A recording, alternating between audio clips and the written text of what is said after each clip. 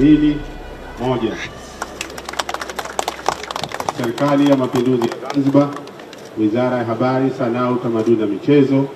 Viwanja vya michezo vya Gombani vimezinduliwa rasmi na Mheshimiwa Dr. Hussein Ali Mwinyi, Rais wa Zanzibar na Mwenyekiti wa Baraza la Mapinduzi katika maadhimisho ya miaka 62 ya Mapinduzi Zanzibar. Mheshimiwa mgeni rasmi, Rais wa Zanzibar na Mwenyekiti wa Baraza la Mapinduzi Dr. Hussein Ali Hassan Mwinyi, kwa heshima na taadhima tunakuomba tuzindulie viwanja vyetu vya Gombani Stadium.